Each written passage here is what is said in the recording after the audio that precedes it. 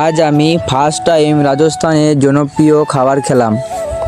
Hello বন্ধুরা, আজ আমি লালগড় যাব বলে ব্লেক নিনজাটা নিয়ে বেরিয়ে পড়লাম লালগড় যাওয়ার জন্য। লালগড় আসার কারণ হচ্ছে আমার হেয়ার কাটিং করার জন্য, তাই কৌশিকদার দোকান চলে এসেছি। এই চুল কাটতে বসে গেছি।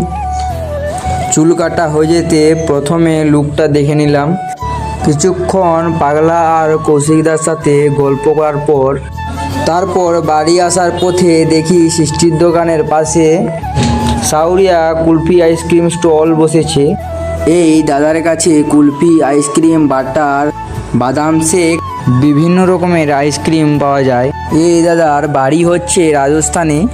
বেশি দেরি না করে এক গ্লাস বাদাম শেক নিয়ে নিলাম।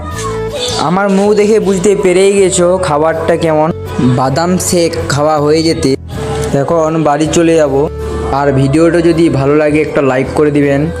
দেখা হচ্ছে পরবর্তী ভিডিওতে। ততক্ষণ টাটা, বাই বাই।